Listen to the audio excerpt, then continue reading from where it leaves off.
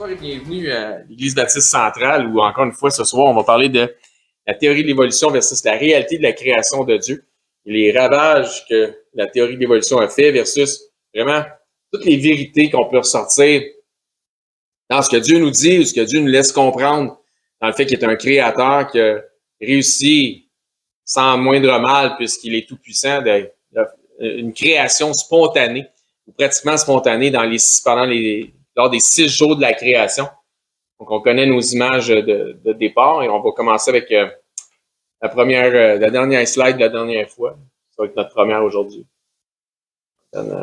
Diapo. Donc, la réalité de la création de Dieu versus la théorie de l'évolution. Encore, on retourne vers les dinosaures, ces choses-là. On va avoir quelque chose d'intéressant aujourd'hui pour vous autres. On va avoir aussi un intermède. On va faire une parenthèse sur un sujet bien précis qui prouve la création, tant qu'à moi, en tant que je suis concerné, qui prouve le fait d'une création spontanée. Ce phénomène-là ne peut pas être le fruit d'une évolution sur plusieurs années, sinon ça ne fonctionnerait pas. Il n'y aurait rien de ça qui serait en vie aujourd'hui et je vous laisse le suspense pour tantôt. Donc, des dinosaures et des hommes. Donc, on voit ici une représentation, grosso modo, de peut-être Adam et Ève dans le jardin avec des dinosaures. Et on est dans la deuxième partie. Ce qu'on avait vu la dernière fois, on avait vu que les jeunes reptiles dinosaures qui sont descendus de l'arche de Noé auraient probablement grandi très rapidement et auraient pu se reproduire pour repeupler la terre selon leur espèce, comme on le voyait dans la Genèse, sans oublier que selon le récit biblique, et on était rendu là, Noé devait prendre au minimum 2 animaux de chaque espèce, mâles et femelles, mais que dans cette tâche, celui-ci a reçu de l'aide par l'intervention de Dieu. Et on était rendu là la dernière fois, on va voir le passage qui nous dit ou qui nous mentionne, qui nous laisse comprendre que vraiment Dieu a œuvré et a aidé Noé dans le fait que les animaux viennent 2 à 2 vers lui. Donc, Genèse chapitre 6, verset 20, des oiseaux selon leur espèce, du bétail selon leur espèce, de tous les reptiles de la terre, donc incluant les dinosaures, selon leur espèce, 2 de chaque espèce viendront vers toi. Donc, pour que tu les conserves, donc Dieu a envoyé ou a mis dans l'esprit des animaux d'aller vers, au moins d'un couple de chaque, d'aller vers Noé. Noé a ouvert la porte de l'arche, puis les autres qui ont rentré pour aller se mettre à l'abri de la catastrophe qui s'en venait.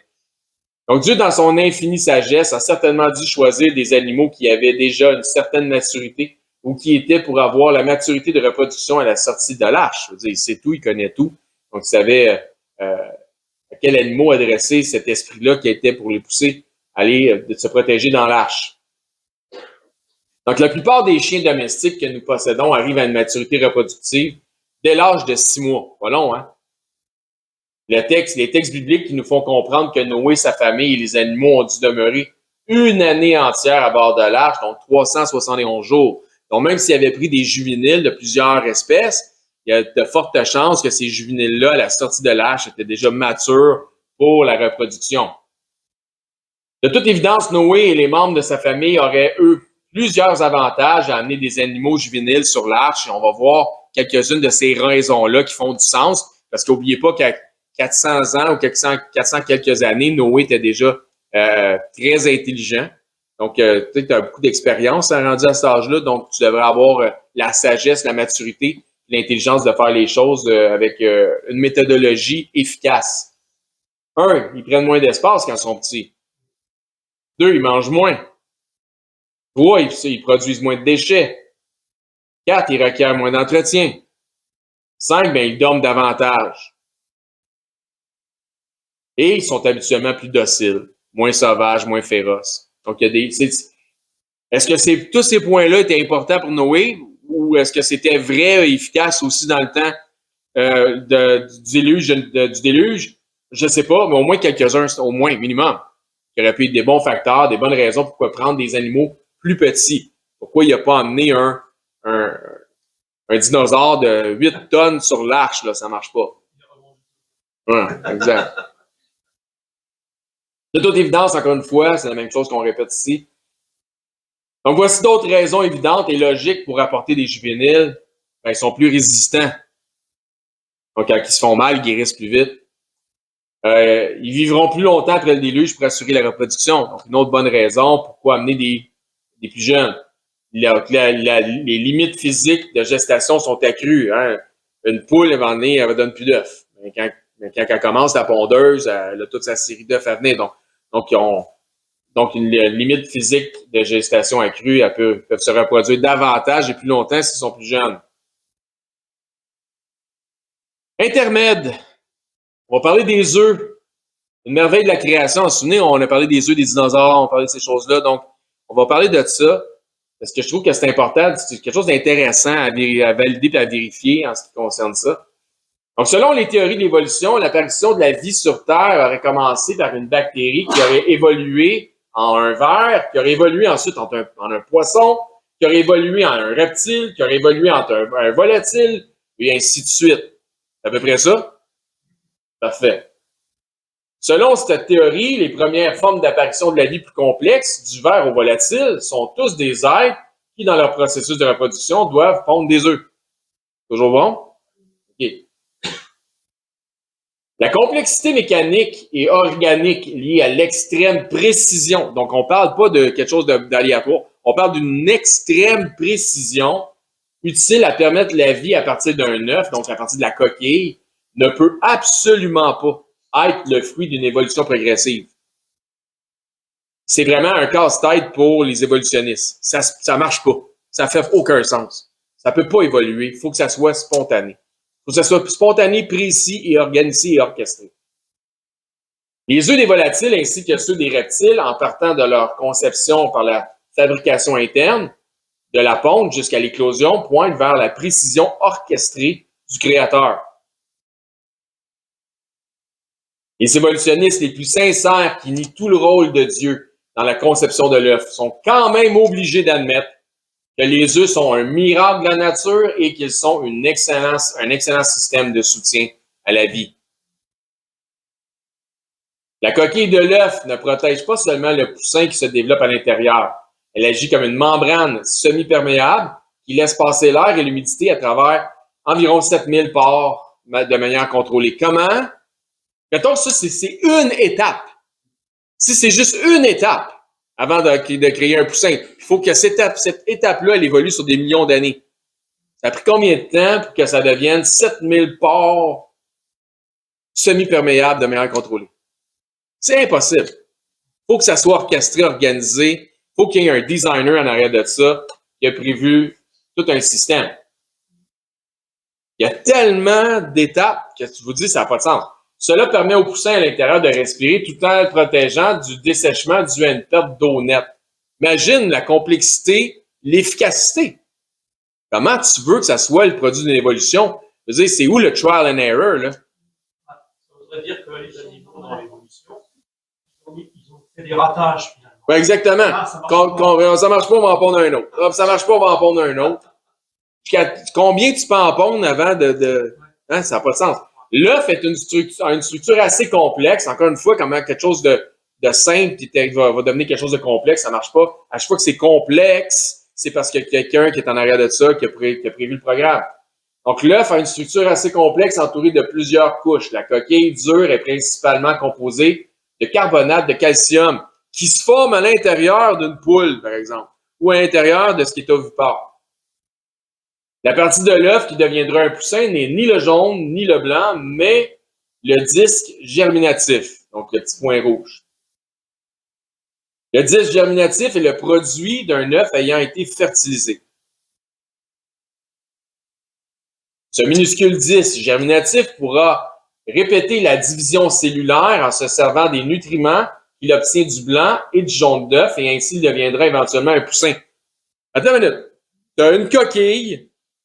Puis la coquille, elle sort d'un être qui n'est pas une coquille, qui forme en dedans une coquille. Puis là, cette coquille-là est semi-perméable, elle respire. Puis en dedans, il y a un liquide blanc, puis il y a un liquide jaune. Puis s'il est fertilisé, là, il va avoir une division cellulaire qui va se nourrir et du jaune et du blanc. Comment tu veux que ça soit le fruit d'une évolution? Comment de ratés tu peux avoir avant de dire, OK, ça marche pas. Il n'y aura pas de poule, il n'y aura pas de pit-pit, il n'y aura pas d'oiseau. Combien de ratés tu peux avoir? Tu peux pas. Il faut que ça soit spontanément. Qu'est-ce qui vient en premier, l'œuf ou la poule? Non, le coq. La poule, elle vient en La poule en deuxième. Elle vient de la côte. Voilà, ça, exact. Les mammifères peuvent recevoir de la nutrition par le cordon ombilical, donc on voit ici un bébé dauphin, à l'intérieur de l'utérus de la mère, mais les œufs ne le peuvent pas. Encore une fois, c'est quoi les chances que ça arrive par hasard? C'est pourquoi les œufs, lorsqu'ils sortent des pondeuses, contiennent tous les nutriments dont ils ont besoin afin que les poussins grandissent. Même la forme ovale imparfaite des œufs a sa raison d'être. Regardez bien ça, comment c'est smart. Le centre de gravité de cette imperfection empêche les œufs de rouler hors du nid et les ramène dans leur position initiale vers le centre du nid. Si vous vous demandez pourquoi les nids sont faits en forme de bol, arrondi, avec les côtés arrondis, pour que l'œuf, il revienne toujours vers le centre. Ben voyons, toi, que c'est le produit d'une évolution. Hein. Le créateur est là-dedans. Trop beau pour que ça soit le produit d'une évolution. La coquille d'un œuf est à la fois vulnérable et d'une très grande résistance. Afin d'éclore de sa coquille, notre créateur a muni les poussins d'une protubérance temporaire. Imagine, il y a une protubérance temporaire pour sortir de la coquille, puis s'il n'y avait pas ça, il ne pourrait pas sortir. Fait qu'imagine, encore une fois, c'est quoi les chances que c'est combien de ratés tu peux avoir pour dire, ça n'a pas sorti, fini, il n'y a pas de petit pit-pit, il n'y a pas de reptile. Écoute, il faut qu'il y ait un créateur. Donc, le poussin est muni d'une protubérance temporaire est seulement utile à l'éclosion. Ça sert rien qu'à ça. Cette protubérance porte le nom du diamant de la dent de délivrance. Il s'agit d'une pièce cornée blanche que les petits animaux ovipares, oiseaux, reptiles et monostrèmes. Ça, monostrèmes, il y a au moins 2 animaux comme ça. Il y a il y a comme un genre de porc-épic. C'est en Nouvelle-Zélande, je crois. Puis, en fait, il pond des œufs, mais il est nourri par la mamelle. Puis, t'as, comment ça s'appelle? L'ornithorynque, je l'avais juste en anglais dans la tête, merci beaucoup. L'ornithorynque, c'est la même chose, ça a l'air d'un canard, ça a l'air d'un castor qui est couché avec un canard. Ouais. Okay. Puis, il pond des œufs, puis il est nourri par la mamelle. Oui, exactement. Donc, j'avais arrangé la photo pour que ça soit dans le texte, mais oui, exact. Donc, il s'agit d'une pièce cornée blanche que les petits animaux ovipares, oiseaux, reptiles ou monotrèmes possèdent à l'extrémité du bec ou du museau lors de l'éclosion qu'ils utilisent pour casser la coquille par l'intérieur. Donc, je ne sais pas si vous voyez, là, il y a comme quelque chose de dur sur le bout du bec, mais c'est ce truc-là. Ce diamant disparaît par érosion naturelle quelques jours après la naissance. Ça y sert juste à sortir de sa coquille. Donc, qu'est-ce qui se passe? C'est qu'à l'intérieur de la coquille, le petit, lorsqu'il grossit, il devient très, à un moment donné, il est comme recroquevillé. À un moment donné, c'est comme un enfant dans le ventre d'une mère. Hein. Tu vois, il donne des coups de pied, ben, même affaire, il kick. Il kick, puis il essaie de s'étirer. Puis à un moment donné, il y a moins d'oxygène. Donc, il devient un peu trop gros pour l'apport d'oxygène, puis il veut respirer, fait qu'il essaie de prendre des bouffées, puis il donne des secousses. En donnant des secousses, il donne des coups avec son bec, avec sa tête. Éventuellement, il va finir par percer sa coquille. Là, quand il va percer sa coquille, puis il va faire, je suis plus capable de respirer en dehors de cette patente-là, il va sortir complètement. OK? Donc, c'est ce petit bout-là qui est comme très, très dur, qui finit par tomber, qui fait en sorte que c'est ça qui perce la coquille. Combien d'essais et erreurs peux-tu avoir sur des millions d'années avant d'arriver à ça? Tu peux pas. Ça marche ou ça marche pas. Si t'as pas tout ça combiné d'un seul coup instantanément, ça n'arrivera jamais. Il n'y a jamais un poussin qui va sortir d'un œuf. Il faut que ça soit arrivé d'un seul coup. Considérant tous les éléments utiles et nécessaires pour arriver à faire naître ou éclore un poussin, il est inimaginable que le tout ne soit que la combinaison de résultats liés à une évolution lente et progressive. Ça fonctionne pas. Tous les éléments utiles à la procréation des ovipares doivent absolument être le résultat d'une création qui est orchestrée et qui est spontanée. Sinon, ça marche pas. Donc, ça, c'est une tortue, ça, c'est un serpent. Donc, ils ont toute la petite egg tooth qu'ils appellent là, la petite dent de diamant. Bien qu'il soit difficile d'associer les œufs de dinosaures à une espèce parente particulière, les embryons fossilisés découverts à l'intérieur et à l'extérieur de l'œuf ont permis aux paléontologues d'y arriver.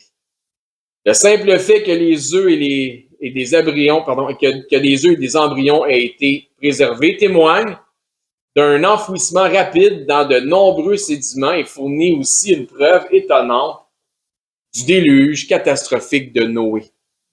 Donc, pour avoir conservé des œufs, il a fallu qu'ils soient ensevelis, mis comme dans le plâtre, là, si vous voulez, là, comme s'il y avait du béton qui s'était formé par-dessus. Sinon, il serait détérioré complètement. Puis on n'aurait jamais réussi à retrouver. On a retrouvé même des œufs ou des fragments d'œufs, des œufs avec un petit dinosaure à l'intérieur. Et that's all, folks. Plus la semaine prochaine, Dieu voulant, parce qu'il est l'heure.